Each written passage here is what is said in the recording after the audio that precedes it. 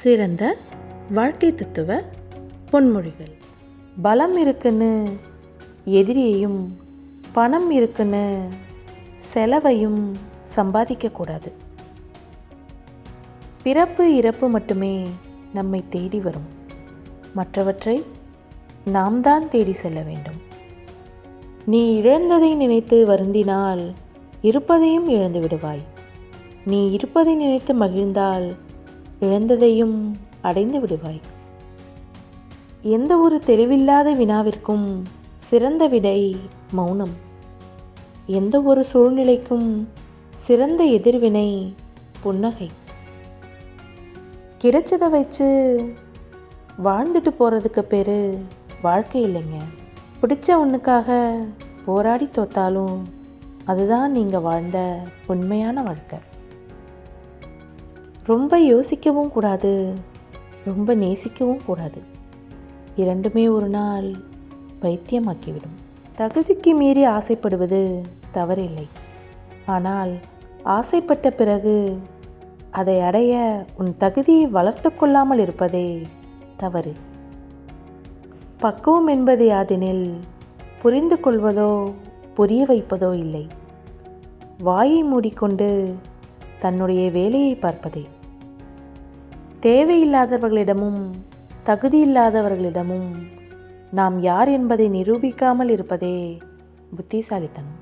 குடும்ப பாரத்தை தோளில் சுமப்பவனுக்குத்தான் தெரியும். தான் தடம் மாறினால் தன் குடும்பம் தடுமாறிவிடும் என்று. சோகங்களை பணம் போல் சேர்த்து வைப்பதை விட கொஞ்சம் கொஞ்சமாக செலவழித்து பாருங்கள், நிம்மதி கிடைக்கும். ஏமாற்றம் வழியை தந்தாலும் நல்வழியையும் காட்டும் வாழ்க்கைக்கு. மகிழ்ச்சி என்பது நாம் சேர்த்து வைக்கும் பொருட்கள் இல்லை, நல்ல மனிதர்களை சேமிப்பதில் உள்ளது. விழுந்து விழுந்து சிரியுங்கள், ஆனால் விழுந்தவனை பார்த்து சிரிக்காதீர்கள். ஒருவனுக்கு நாம் தேவைப்படும் வரை நம் நிறைகளை சொல்வதும், தேவை முடிந்த பின் நம் குறைகளை சொல்வதும் தான் நம்முடன் இருக்கும் பலரின் இயல்பு. தனக்கென்று வரும்பொழுது தவறை ஏற்றுக்கொள்ளாமல் தப்பெல்லாம் சரி என்று வாதாடும் மனமும் குணமும் கொண்டவர்கள்தான் நம் வாழ்வில் அதிகம். எல்லோரிடமும் பணிவாக நடந்து கொள்ளாதீர்கள். ஏனெனில் பணிவுக்கும் அடிமைத்தனத்திற்கும் வித்தியாசம் தெரியாத மேதாவிகள் உண்டு. அறிவுரையை அளவோடு கொடுங்கள். ஏனெனில் அவரவர் சூழ்நிலைகள் வேறு, அவரவர் பாதைகளும் வேறு. வாழ்த்தினாலும் தாழ்த்தினாலும் சிரித்துக்கொண்டே இரு. காலம் அவர்களுக்கு பதில் சொல்லும். மனசாட்சிப்படி வாழ்ந்தாலே போதும். மகான் போல வாழ வேண்டும் என்று அவசியமில்லை.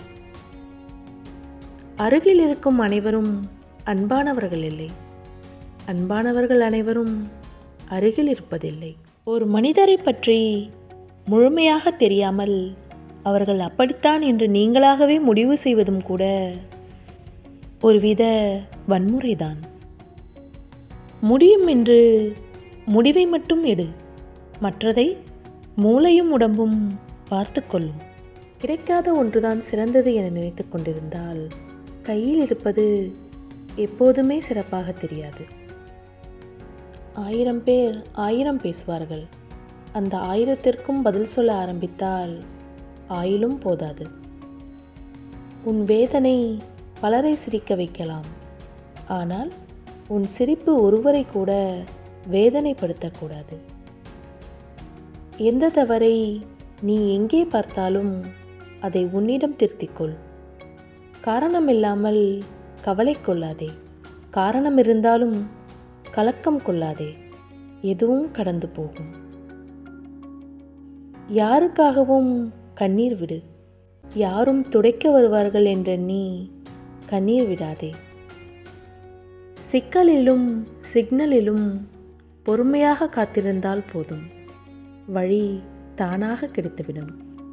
நன்றி.